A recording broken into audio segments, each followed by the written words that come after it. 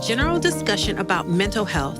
It is not to be interpreted as specific advice for a specific situation. Every situation is unique and requires advice to be tailored and adapted to that situation. All information in this broadcast is for educational and informational purposes only. It is not intended as a substitute for professional mental health services. If you or a loved one are experiencing mental health distress, please speak to a licensed professional in your area. It's time to shine that light that lives in you. Living well. It's not too late to change. It's time to be the change. Living well. It's time to shine that light that lives in you. Living well. It's not too late to change. It's time to be the change. Living well takes a community. So remember to like and subscribe, and don't forget to share with a friend. Welcome everyone to another episode of Living Well, where we attend to the mind, the heart, the body, and the soul. Now this season, we've already done an episode dedicated specifically to men. Well, tonight it's ladies' night. This episode is dedicated to the women. We want to start off with a question though. How's your sister circle? Are they helping you to drive forward? Or do some of them have you in reverse and are pushing you backward? Or maybe your sister circle has you stalling out in neutral. Well, wherever you are, we want to help you to reflect and explore on that and make some decisions for yourself to help you to restore, to renew, and to walk in the purpose that God has for you in community. So get your girlfriends, or maybe not, gather around, watch this episode, and be prepared to be poured into. And as always, we pray that you're living well.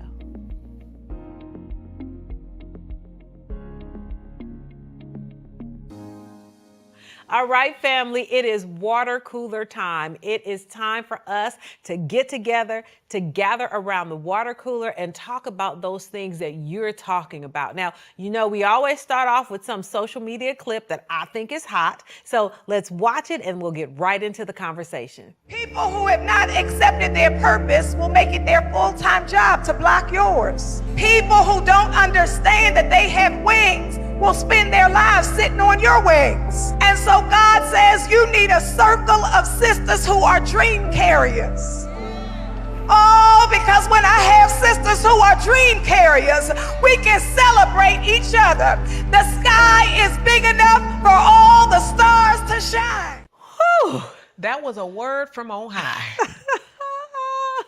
That was deepity deep, deep, deep. Right. As we often say, I could put my finger up and go on home.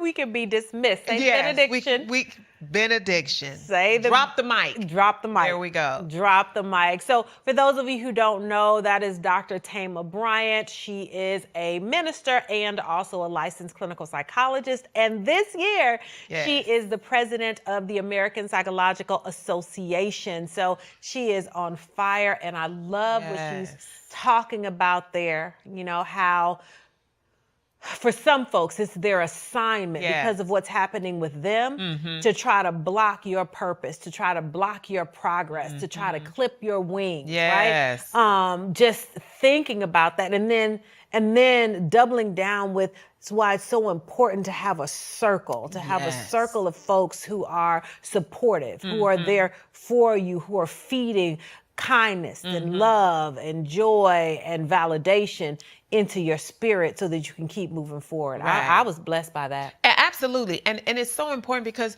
you know, that sister circle, when I think about it, like all the things that you just mentioned about pouring into you, and they could have a completely different purpose than yours, but they understand what it means to have a purpose and to stay on track and stay focused. And there's danger in surrounding yourself with people, one, who have no purpose. Like she said, their full-time job is to distract you from yours for the most part and make sure that you don't reach it. But more importantly, you know, they don't understand what it takes and what it involves.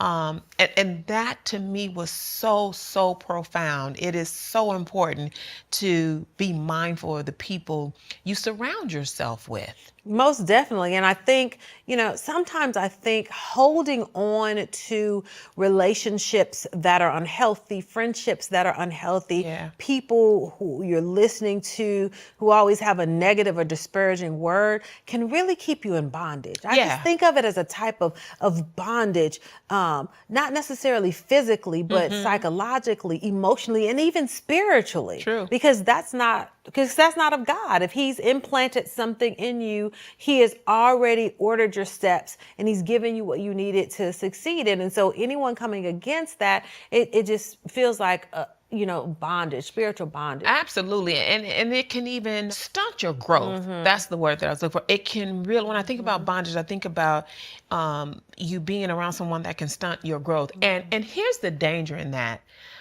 Sometimes you're not even aware of it. You don't really pay attention to what's happening. You just know that this person isn't really supporting you. And understand that supporting me does not necessarily mean agreeing with you. Right. It doesn't mean that. But, are you supportive, and do you want what's best for me? Even if you don't understand it, but you're excited about it when I talk about it. Right. Like I know people, when you talk about the things that you want to do, when you talk about the ideas that you have for your book writing, I'm like, oh, I ain't writing a book, but oh my God, it sounds so exciting. And that's because I think when you have a sister circle, I want to see you thrive. I want to see you grow. I want to see you walk in that thing that you are so passionate about. I mean, and I'm gonna walk alongside you and whoever else may have a vision, because you know what? We're like-minded. And my thing doesn't have to be your thing. I think that's the piece to remember.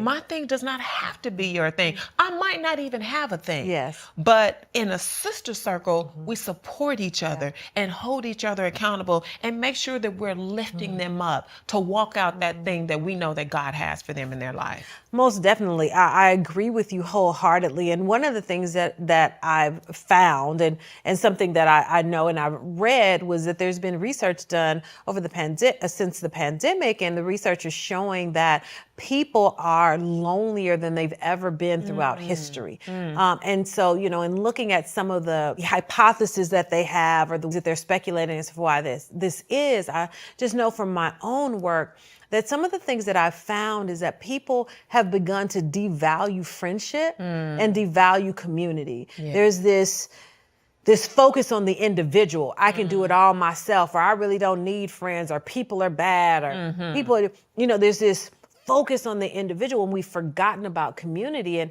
I've noticed, or I saw during the pandemic, how many people really realized how many friends they don't have.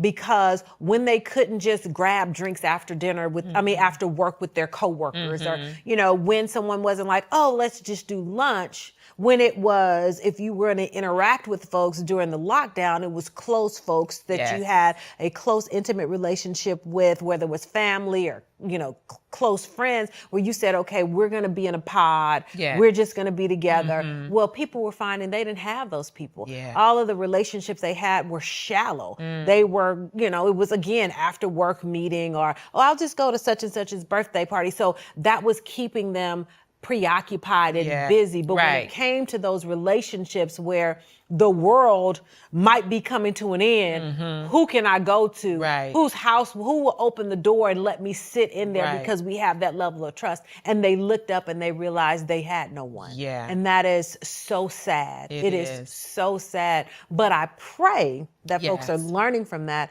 and really beginning to understand the value of connection. Yeah. Healthy connection. Yes. And how important cultivating and nurturing those relationships are. And that's so key. COVID exposed a whole lot regarding just relationships. But when you talk about people learning, and then the hope is that they would value community and cultivate that. When you said that, that made me think about another piece, and that is, in order to do that, we have to not only desire it, but be willing to be involved in that process. Yes. That means that we have to be willing to be vulnerable. What are we willing to give or bring to this relationship? And I'm not talking about tangible things. I'm talking about who you are as a person. You know, take risk in the relationships. Yeah. You know, okay, can you let this, you mean something to me. Right. You know, you mean something to me. I value our relationship. I value our friendship. And You talking to me, value right? yes, Okay, darling. okay. I just want to make sure it's about me. You talking about me, y'all. Okay. I love you too. See, even that part. But it is so important because, you know, that is what it takes to really to be connected. Yeah. And I think in order to have community, you have to have a desire to be connected and a willingness to be connected. I agree. And on that point, we're going to stop the water cooler. We are going to actually learn about living connected. When we come back, we have a very, very special guest. We have Dr. Tina Houston-Armstrong, who will talk to us about the work that she's doing to help Black women get in touch with themselves so that they will have the internal resources they need to connect, to plug in to other women. We'll be right back. Hey family, now I want you to get your warmest welcome together for one of my closest friends and colleagues who has joined us on the Living Well stage. I'm introducing to you Dr. Tina Houston-Armstrong. Thank you so much for being with us today, and I'm so excited to have you here. It's so good to be here. I'm so excited about the topic, so excited about the work that we're doing, and so excited about Black women in this time, in this season. Yeah, all right, Black women. All right. So let's start off. Let's have a question to kind of help the folks know who's sitting on the couch. So you're a clinical psychologist. You received your formal training, doctoral training at Fuller Theological Seminary. You've done a lot of different work in between there, but you also most recently was a full-time faculty at Fuller. So tell us about why you chose to do your clinical work at a seminary and how that kind of informs you. Absolutely. It actually has to start with when I was a little girl. I'm the only girl of 3 boys. So I was tied to my mom's hip. My mom was at church all the time. So I was at church all the time with her and my play aunties and sister mothers and mother sisters. And one thing I appreciated about them was that they formed such a close sisterhood, right? I watched them go through divorces together. I watched them love together, marry their kids, bury spouses. The ways in which they supported each other, I just soaked that up. The next thing, though, is I saw that their leadership and the resilience that they had was phenomenal, but there was a cost to that resilience. And so when I got ready to go to graduate school, I wanted to understand the costs, right? Because I saw the costs, the stress, the tired, the health disorders, the mental health disorders, the physical ailments, all those things were a byproduct of what they were going through. So I was at Harvard studying human development and psychology, specifically around trauma. And I was like, how can you understand psychological trauma, especially with Black people, and especially with Black people of faith, if you don't understand what's happening theologically for them? So I started taking some classes over at the School of Divinity and in the graduate school that I was in, and I was trying to put these two things together. And then a professor said, hey, have you heard of Fuller Theological Seminary? I'm like, no, what's that? He was like, it's in California. I'm like, oh, I'm from California.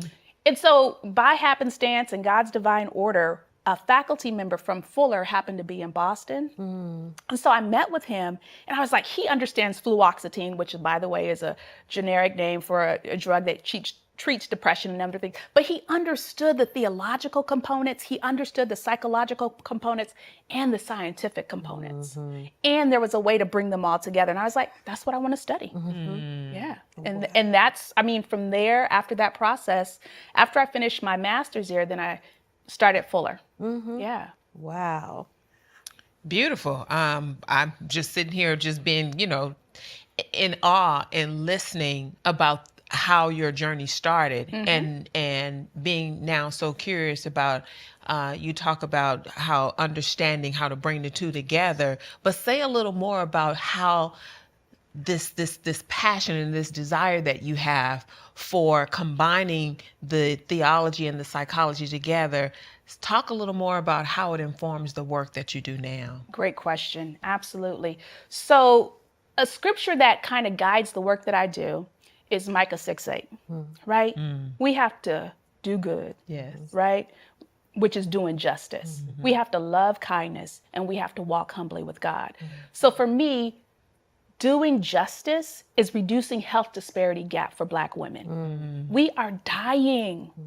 In all the professional settings that I've been in, when I was a student, when I was an emerging professional, now as a middle manager and beyond, and now as an executive and working with other executives, Black women are dying. Yes. And we are phenomenal. And why are we doing that? Because of stress. So, reducing the health disparity gap, right? Also, how do we love kindness? By being compassionate, by being empathetic, by creating spaces for Black women to have self-compassion. That's one of the hardest driving forces to help us do. We can love everybody, we can create spaces for everybody, but what about ourselves? Right. And then finally, the aspect of walking humbly with God. Typically, when we think of humble, we think of like, oh, I'm just the poor little servant. And it's like, no, walking humbly with God, you recognize that you have limitations. You also recognize your source for where those limitations can be met. And so it's being able to combine all those things together in order to help reduce the health disparity gaps, which first starts with stress. Right. Chronic stress is the biggest factor impacting not only mental health, but physical health. So when we're able to help empower Black women to work on the chronic stress, then we start to see a dip in the ways in which they show up. Not the ways they show up, but in the challenging ways that they show up. I see. Right? Because when you think about the wellness wheel, you think about the many domains of wellness. They're slaying. We're setting trends, right? We are blazing trails. We're multitasking and juggling all kinds of roles. But what about the silent stressors? Yes. What about the fact that we may be the CEO or the CFO or in the C-suite, yet we are the breadwinner for not just our family, but our extended family? True. The stressors of that, the stressors of striving, the stressors of juggling, the stressors of not being kind to ourselves, and what that does to our mindset. So living connected, and I know we're probably going to get there at some point, but living connected is really about disrupting the way we think about mental health. So mental health is not just for when you have a problem. Right. Mental health is, everybody has mental health. And it's like, just like your physical health, everybody got physical health. How are you maintaining? And then how do we get you from just maintaining to thriving? Yes, but finally to flourishing. And flourishing, in the 13 years that I've been a faculty member between the two places that I ran a research lab. And in that lab, I studied specifically spirituality and health for Black women and women of color. So thinking about how do we move them from simply striving to not just thriving, because thriving can be very individualistic. We want people to thrive, but we want to flourish. Why? Because when you see, take a park, that's flourishing.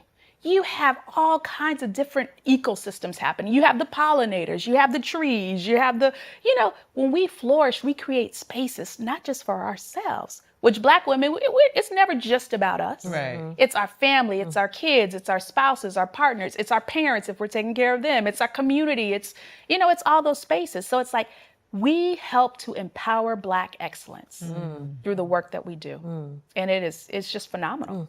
Yeah. So you mentioned, because our viewers won't have a connection. So tell us, what is living connected? And I know there's something else that you do that you've termed living rooted. Yes. So tell us specifically what those two things are. Yes. So Living Connected is the name of the company, but Living Connected is really about, if you think about a connection, right? 3 strands is stronger. Yeah. Right? If you think about connecting a plug into a socket, what happens? It has access to power. And it becomes a conduit of healing, of hope. So Living Connected is a way to help people return back to the connections, return back to the sisterhood, return back to a flourishing ecosystem. But it does start with the individual. right? Make no mistake, it does start with the individual, but there's a way in which we can do this in the context of community. So that's Living Connected, the parent company. But within Living Connected, we offer mental health services like individual therapy, group therapy, and we also offer psychologically based courses. So this is where we have like the Living Rooted, and I'll talk a little bit about that, Living Well. So these are all courses that really distill information and tools and resources on how you show up in your life and how to show up even more healthfully in your life. So the Living Rooted, that was one of the first research projects that we did. So interviewed a lot of women, collected all this data, asking questions about well-being and work-life balance. And the first thing the lady said, because you know, we keep it real, even with the researchers, they gonna keep it real with me. Like, look, I don't like that question about work-life balance. Actually, when you asked me that question, I feel a sense of overwhelmedness, and I got it. I heard what they were telling me is, look, there's really no thing called balance. Life is not on this scale where it's ever at full equilibrium. Right. There are going to be times in my life where I'm putting more into this bucket and putting more into this bucket, but it's about the intentionality of, am I thoughtfully choosing to put things in this bucket or that bucket, or life, am I reacting to life? Right? Just kind of bouncing back and forth. So now I say work-life wellness. They taught me well. Thank you, participants. They taught me well.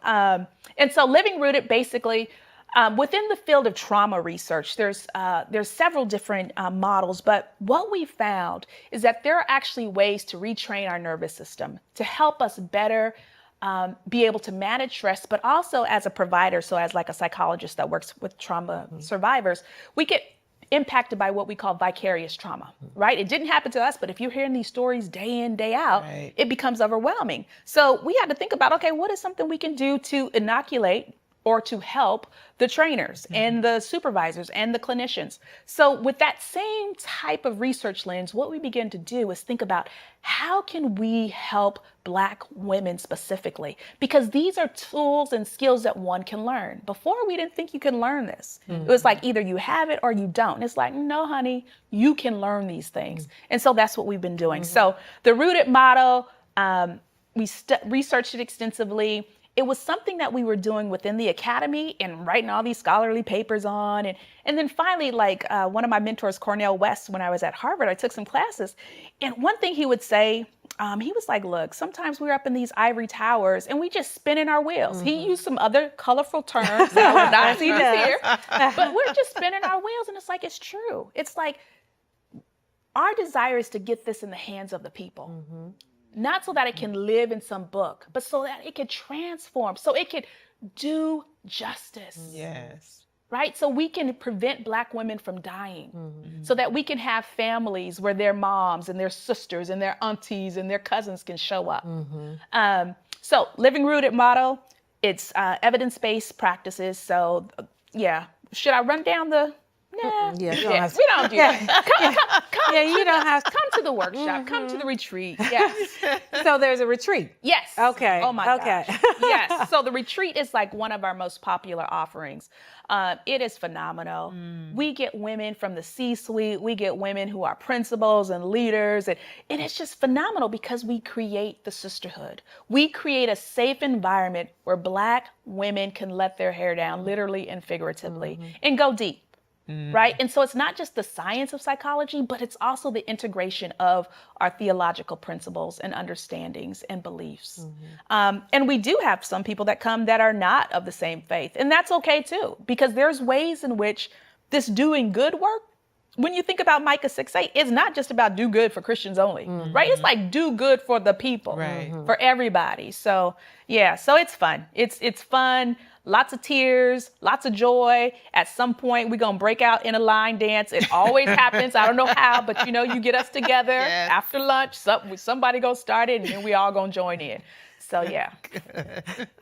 I'm just listening to you, and I'm like, all the research and the stuff you collected and creating these models and things like that, and I feel overwhelmed. Okay. So, Okay. I'm Yes. right? I'm like, and I know, knowing you, knowing the work that we both do, I think it's important, like, how do we take care of ourselves in the midst of even doing good? Yes. Right? Because, it's easy. I won't say it's easy. Right. But sometimes we can get caught up Yes. in walking out our purpose, bringing into fruition what God has implanted in us. So passionate about this thing that's burning inside that now, I know you have a family, you have children, you have a family, you again was working in academia, then you have this product. Like, how do you remind yourself of, to flourish and not that balance, but about the importance of wellness? Like, how do you remind yourself of that? I remind myself of that because I immerse myself in the same stuff that I'm teaching these women. I have community, I have sisterhood, I have what I call blank space on my calendar every single day. Yeah. I started my day today with my devotional, and then I had a phone call, and then I got up and got the kids ready for school, and then I dropped them off at school, and I put in my earbuds, and I'm walking the park. I'm walking the park and I'm praying and I'm meditating and I'm listening to either scripture, a sermon, some encouraging song, something. So it's about creating automation in some way, not in an automation where it becomes so, where you're so tuned out and you're just kind of going through it. That's not what I'm talking about. I'm talking about creating systems to live. Each of us hopefully will learn over our lifespan, what are the things that give me life? What refreshes and renews me? What is restorative? And placing those items strategically in my schedule every day. When I first started doing it, it was freaking overwhelming. I was like, how much time do I have to spend, refreshing myself? But it's like when you are doing work that comes as fueled by passion, you have to lean in. You have to be poured into. And I find that my spiritual practices do that. I find that connecting with my sisters do that. And sometimes I double up on them. So on Wednesdays, I walk and pray with one of my closest girlfriends. On another day. So it's like finding creative ways to get those needs met, but it has to include some kind of physical activity. It has to include spiritual activities. And then it also has to include some joy. Yes. Fun. There is a way in which our nervous system responds to that flow. That only happens when we're engaged in activities that bring joy. And so playing. And luckily right now I have there's the 4 from our blended family. We got 4 adult children, and then we started all over and we got the 2 babies at home. So, getting in the floor with them in the cars, and we're playing. I mean, that is also helping to fill me. So it's really about, and I know there's people that say, but I don't have time. It's like, okay, well, you gonna make time to die, or you gonna make time to live? What we gonna do? Right. You get sick, you gonna find the time. Exactly. You gonna have to have the time. Exactly. Right. Yeah. No, I appreciate, I love what you're saying, because, what you're describing is when you are working on that thing that you are passionate about, the thing that you enjoy, and you are thriving and working really hard, you can get very busy. And sometimes you can be so busy pouring out that you forget about yourself. But what you are doing is reminding us, one, that life is not always a balance, like you said, but we have to be very intentional about how to take care of ourselves, even if it's that thing that we really enjoy doing, because like both of you have already said, even that can become overwhelming. So don't think that because you're doing something that you enjoy doing and you want to do, that you may not find it, it may not ever be overwhelming, that's still likely to happen. Yes. But either way, regardless, what you are saying is that we still have to make space, especially as Black women, because we can just keep going and going and going. But it's important for us to find space and be intentional about taking care of ourselves, even in the smallest way. And you have community, the things that you mentioned, and, your village and being physical and the spiritual piece is always important. And I think that is a message that is so important for Black women. And I think it's one that cannot be delivered enough. Like, we have to hear it over and over, because I'm guilty of just going and going and going, even though I know I should take time for myself.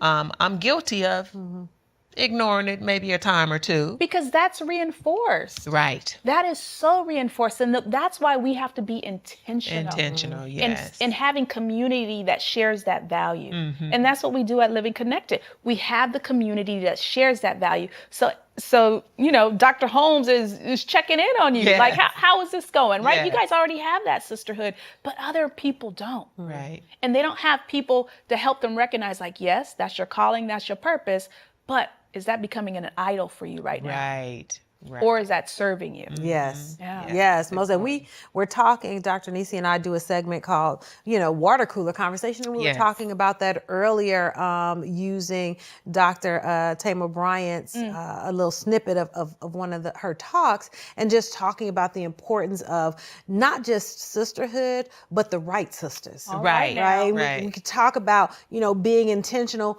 and discerning, right? Oh, And absolutely. who's pouring into you, who's feeding you the good stuff. Yes. And that's so important. I think sometimes we can get into relationships and we hold on to them because they've always been there. Yes. Not because they're healthy. Yes. Are good for Yes. us. And so learning how to cultivate the communities that we desire, that are restorative, that are supportive, that are validating. Yes. Learning how to do that, and learning when seasons are over.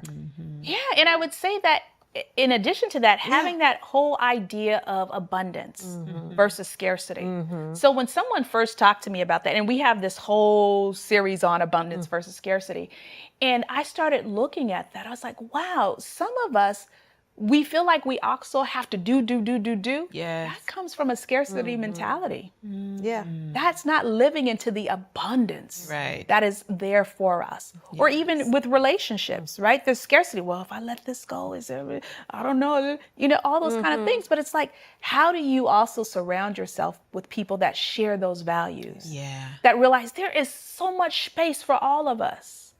Like, what we doing the same thing, but there is so much space. There is so Exactly. much Yes. need for what everybody's Yes. doing. Absolutely. Yes. That is so key, that this abundance versus scarcity mentality, because back to your point, Dr. Holmes, sometimes when we hold on and out of fear that we may never ever get again, or if I let go of this relationship, when in actuality we need to be open. Yes. And if we open ourselves up and recognize that there's room Yes. for us all. Yes. But even in that, when we talk about pouring into ourselves, being intentional about who we allow to pour into our lives is so important. And I love what you just said about sometimes how we get into a place and we hold on to relationships because it's been this way. Yeah. It's so long. It's been such a long time. This is what it's supposed to be.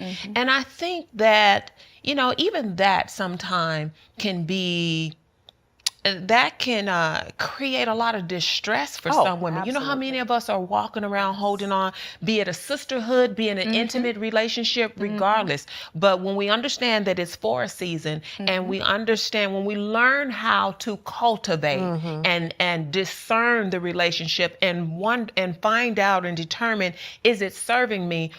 We need to know that that's okay. Yes. When it does happen, and it may Yes. happen later in life. Who knows? But I think that that's something that we should always assess, so that we can continue to be surrounded by those who are pouring positivity into our lives. Positivity, transparency, accountability, all the ways in which are beneficial to us, that will make us thrive and flourish, All like right you just now. described. And in the context of community. Right. Right. And in the context of setting healthy boundaries. I hear you saying that in another way, but yeah. I mean, some of those relationships don't serve us, Right. because the boundaries that were drawn up for those relationships are null and void for the season. Right. But we hold on to them, to your point, because we're scared that, fear is driving the car. Right. Fear is driving the car. So it's really helping people to understand that, because there's so many things that we do which are reactive. Yeah. Yes. And it's not intentional, because we haven't learned to observe and to be aware and even curious about our own behavior, because we're so busy doing the things of purpose. Right. Well, that is part of purpose. God cares about those things too within Right. us. Right. And it's only when we sit still enough, long enough, that we begin to see those things. That's the thing. Yes. Like this summer, I was just sharing that I took this journey, this Camino, literally, this walk, 100 miles. Now, that's not something I do. I'm not the hiker person, but I did it this summer in 6 days. And it was absolutely amazing to have the solitude, to get the clarity of mind, to be able to, and one of the things they have you do, or one of the things I did, is imagine who's on the journey with you. And I was like, hey, Holy Spirit, we about to have, this whole 7 days of uninterrupted time, no cooking meals, no. And it was amazing, though, the clarity that comes in those moments of silence. But a lot of us don't sit in silence because when we do, all the other stuff comes up too. Right. Yes. And we don't know what to do with it. Right. Yeah, we know Right. that. Yeah. Right. That's wow. Yeah. That's a lot to talk about, to think about, to take in, to wrestle with, right? And I'm sure that there's somebody who's watching who has been stirred up in this inside. That we're speaking into someone's situation specifically right now, because some of the things that I've heard you say is, our major challenge is stress and how we're managing that stress, right? And, the things that we need to do, having that blank space on your calendar. I often tell folks when I'm doing workshops or speaking that you cannot convince me that you're taking care of yourself if your name is not on your calendar. Hello. Right. You can't tell me you're engaging in self-care. You can't tell me that you're taking care of yourself. You can't if your name is not on your calendar. If everything on your calendar has to do for somebody else, then you're not taking care of yourself. So the idea of really taking time to pour into yourself so that you can develop community. You can have the internal resources necessary and needed to develop that community to help sustain you and support you. I love that. I'm being mindful of the time. We don't want to keep you here forever, but I heard you talk about the Living Rooted retreat and how you work with women. Now, if folks are viewing us and they want to connect with you or find out more about you and the services that you have at Living Connected, how do they connect with you? So a few ways. The first one for the retreat, our next retreat is February 16th. It's a Friday. And it's here in Southern California. So you got to be local or come on in, as some people do. And that website is sistersflourish.com. Okay. And also another way that you can get all that information is actually through Living Connected MBS. So just go to drTinaArmstrong.com. That's probably the easiest. drTinaArmstrong.com. And then you get the phone number, you get all the information for all the services that we provide. Yeah. That is amazing. That is amazing. Well, that is our time for today. I want to thank you for coming and sharing with us all of the great work that you're doing for women and sharing where God has really ordered your steps. And I do, see what you're doing as truly a calling. And I appreciate you and I appreciate the work that you're doing. Thank you all for joining us. Thank you for spending time. I pray that something that was said today has touched you and maybe motivated you to move inward and begin to think about the ways that you're taking care of yourself and moving yourself towards health. We always leave you with either some information, somewhere to go, somewhere to continue to study, and you've gotten it. You can go to Dr. Tina Armstrong, so that's Dr. Tina Armstrong.com. You can get information about the work that she does. You can also get other information about finding therapy, therapists in your area, blogs, how to seek a therapist, and all that good stuff on our website, normalizehelp.org. So go to normalizehelp.org and find further information about psychological services. So we thank you. We hope to see you next time. And until then, we pray that you are living well.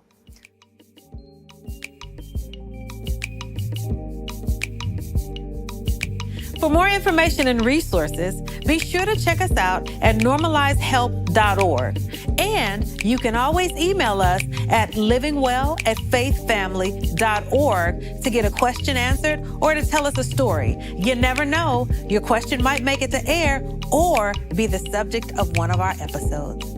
See you next week.